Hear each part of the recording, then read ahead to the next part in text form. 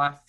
We have a special guest today, Mcleod, who's another hashtag girl boss, up and coming in the dietetic industry. So very keen to have Chloe here with us today.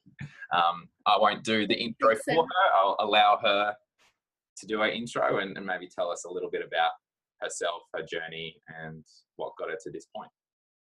Off to you. Oh, thank you, Tyson. I'm sorry, I'm just having a little giggle here at the hashtag girl boss. But no, thank you so much for having me on the show. I feel very privileged to be here. And I know you had a great chat with Jess last week, and she's spoken very highly of it all. So thanks. Very much looking forward to the chat. Cool. So maybe tell us a little bit about you, maybe from starting when you thought about becoming a dietitian, maybe, you know, your journey from that point to where you've kind of gone in your career and where you're at now. Yeah, of course. So as a child, I had a number of pretty severe food intolerances. So I've always been or had to be pretty interested and involved in what I eat, and had to take note of the impact that it had on my body. So that's where I think the interest started. But I actually didn't even really think about studying nutrition and dietetics. It was only my mum, when I was trying to decide what I wanted to study at uni, said, "Why don't you put that down?" And I was like, "Oh yeah, that's a good idea." And then once I thought more about it, I'm like, yeah, it's really pretty perfect. I really love helping people, and I really love chatting to people as well. So you kind of get to do both with what I do every day. So it's definitely ticking some of the main boxes. And I also love food as well, which obviously helps as well, being a dietitian. I studied at Flinders Uni in Adelaide. So I grew up in South Australia, in the country, and then moved to Adelaide for uni. And then when I finished uni, one of my supervisors on placement had said to me, "Don't be afraid of leaving." And given that I wasn't even from Adelaide, I didn't really care if I stayed there or not. So I actually took a couple of months off and went to India, had a break when I graduated, and then got back and went, okay, now I don't care if I don't stay in Adelaide, I'll just apply everywhere. And so I applied for basically every job that was going, I think. Across Australia? Yeah, like I think the furthest way one was like northern Queensland somewhere. They were everywhere. Anyway, I did an interview via Skype. Zoom wasn't around back then. For this job in Bright, which is in northeast Victoria, and got the job, which was pretty exciting. And then I still remember driving over there, and I'd never been to this little town before, and just being like, oh my gosh, what am I doing? But I just had this attitude of, I'm like, well, if it doesn't work out, I could always just move back. And I often have new grads asking me advice, and that's actually literally what I will say, because like, what is the worst that can happen? Like, you can always go home, or you can always go somewhere else if it doesn't work out. So so that's sort of how things started. And that was a really great role, because being in the country, I got to do a mix of everything. So there was the community stuff, there was the hospital stuff, and then there was also working in GP clinics, which is a bit more like private practice sort of thing, and doing like aged care stuff as well. So yeah, it was a really nice mix of like sort of dipping your toes in and sort of having to do a lot of different things. And I had a really great boss there as well, who was a dietitian and diabetes educator, and he was like let's try stuff, let's do different things in the role. And yeah, it was a really, really great opportunity. So I'd sort of moved there with the thought I would stay there for a year, and I ended up staying for 2 because I liked it so much. Awesome.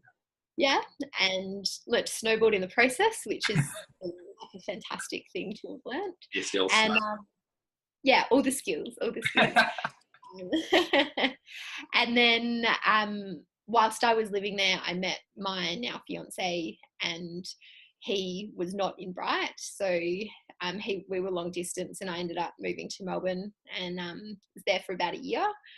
And then he got offered a role in Sydney, and we had this agreement because I was like, I've just moved to Melbourne. I really like Melbourne. Like, I was making friends and was sort of really settling in. And we had this agreement that we'd move to Sydney for a year. And if either of us didn't like it, we'd move back. And I'm like, we're going to be back here in a year. It's going to be fine.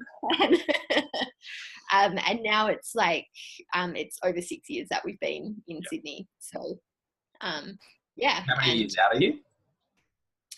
So that brings me to 9 years out. So 9 and whatever many months it is. Solid. So, coming up on long service leave. oh my gosh. One of my friends actually, she has been working in like the government health since she graduated, and she got married recently. And so she's just taken her she's going to take her long service leave and use it as a honeymoon. I'm like so much jealousy. Right Can't do that in private practice. Just imagine.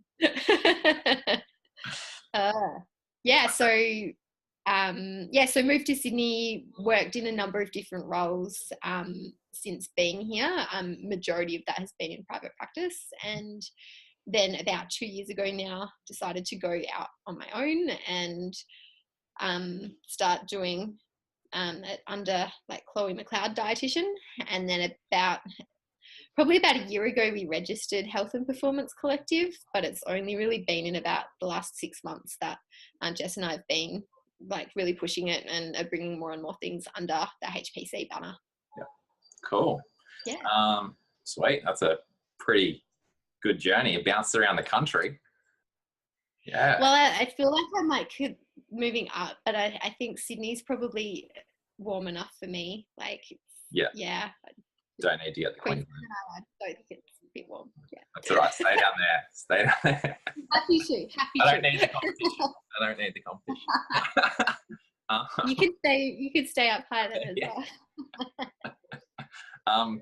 All right, cool. So one thing was really interesting, like post graduation, you decided to have like a break and go on a holiday.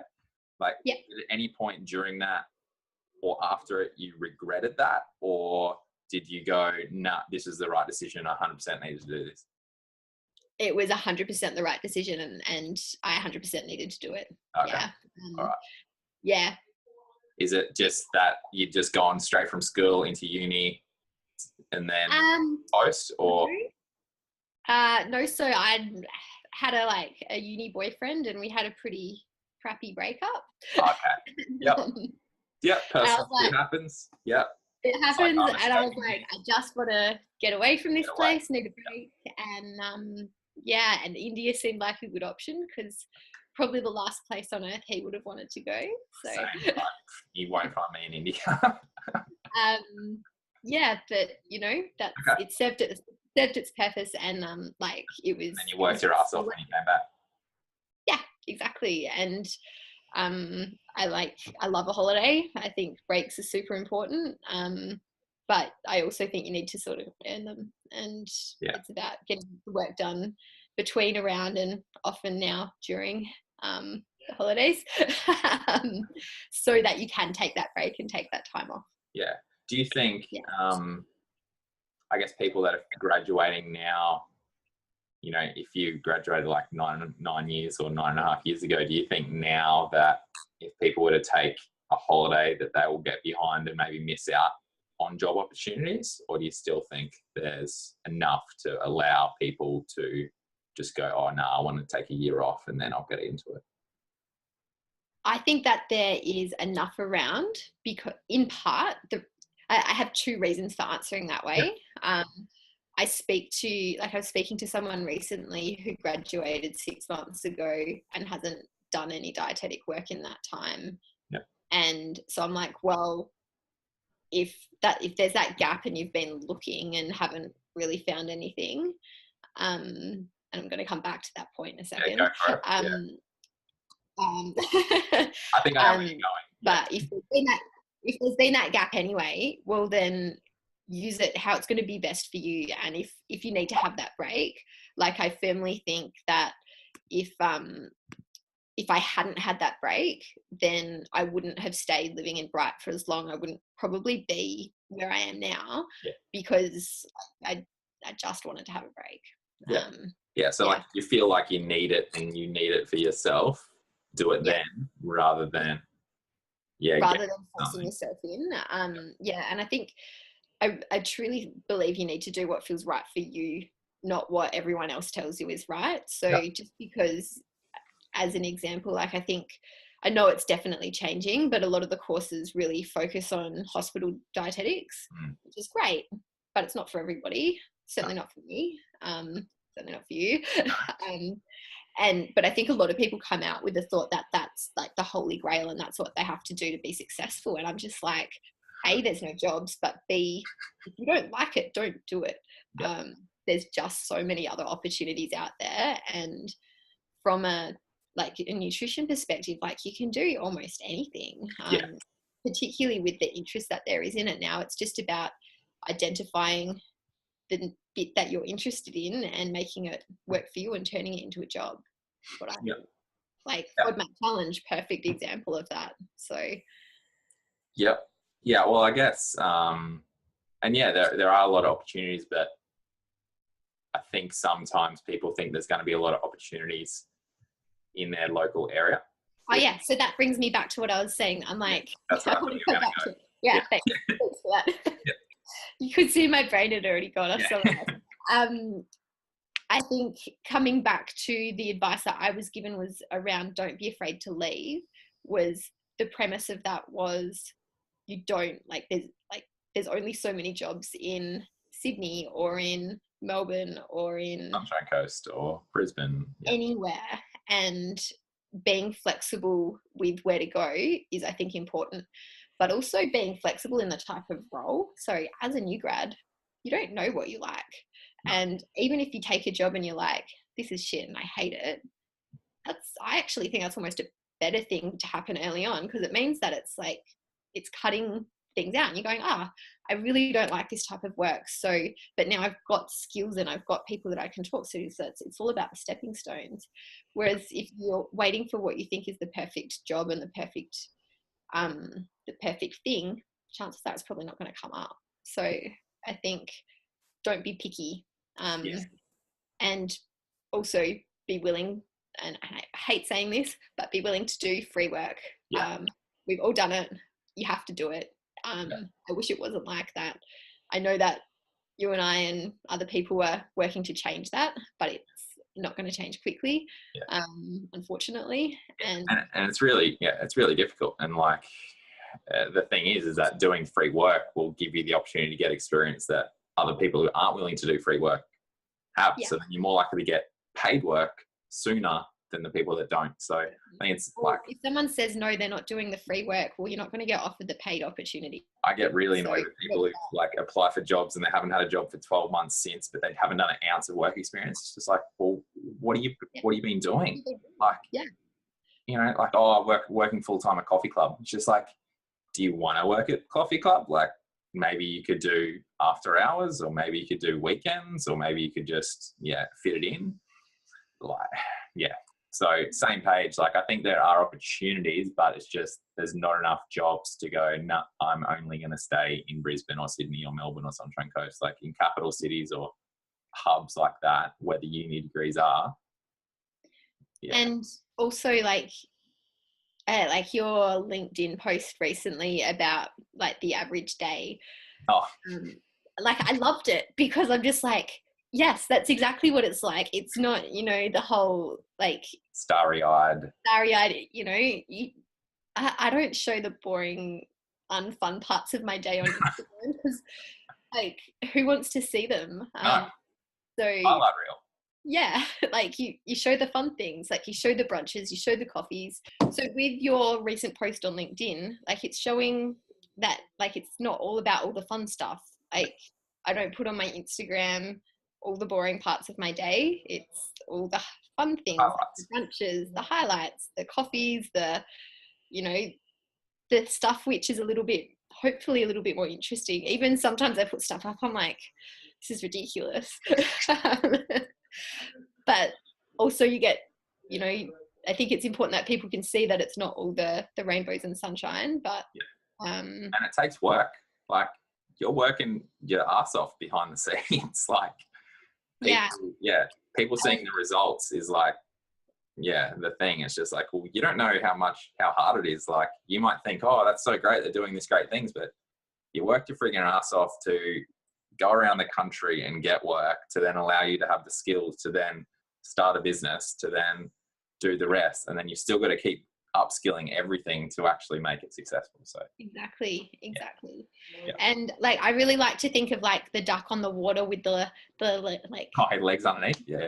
Like, that's exactly what it's like, because like it's like, oh yeah, this, like, from the outside, you know, smooth sailing, like everything's fine and it's like there's just so much other stuff that has to happen to make everything work. And I mean, like, I know that I'm still learning every single day, particularly with the online space. There's just, it changes so quickly, and there's just so many different things that you need to take into account.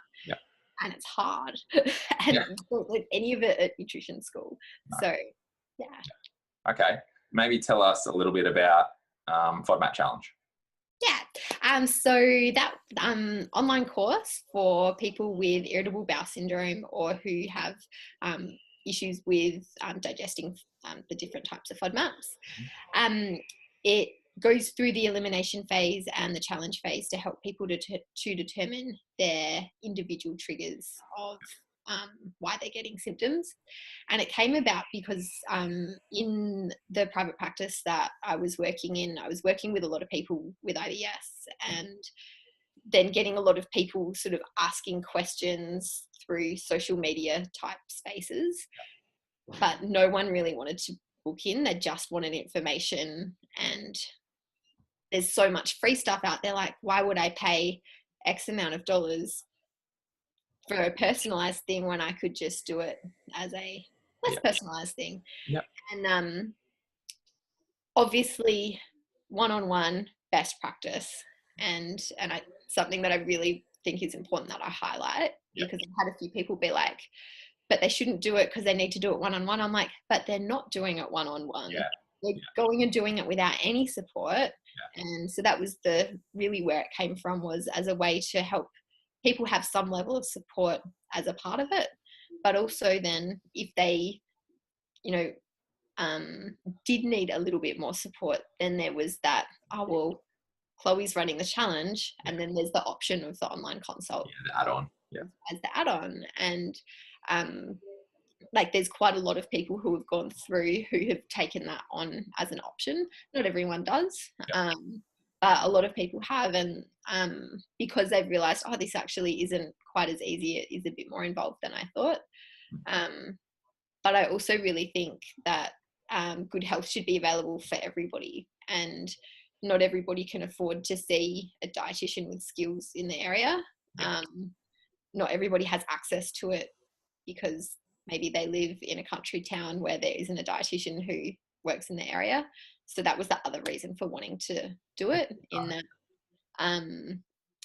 I just think it's important to be able to give people access to people with the skills that can help them feel better. And it's much better for you, or as a dietitian, as part of the industry. It's just like, it's much better for you to have all the information in one spot, and people might see it as profiting, but like, that's business. But like, you've got a product that's actually got all the right information there, versus people going to Google and going to all the wrong information or stuff that's not quite right, and you've got it all there from an actual professional who's done a lot of work in it. So I definitely think it's a good move. Like it's just you're not going to be reaching the absolute pinnacle and get every single person covered off and ticked completely, but you're going to be getting all those people that would usually research themselves and fail and cause more probably problems than solutions a lot of the time. So I think it's good. Exactly. Well, thank you, I appreciate it. But no, it's as well, it's just kind of fun to do something a little bit different as well. Like, I love the clinic, I love the online consults, but launching the business has given me so many other skills that I never thought that I would have any idea of how to do like around website development and all that stuff and SEO and that's some learning that stuff. I've still got so much to learn. My God. But it's one of those things. It's like, well, I think it's about looking at how far you've come rather than how far you've got to go. So all right, we'll finish up Dietitian Life, but then we might get into Dear Dietitian. Okay. Thanks heaps, Chloe.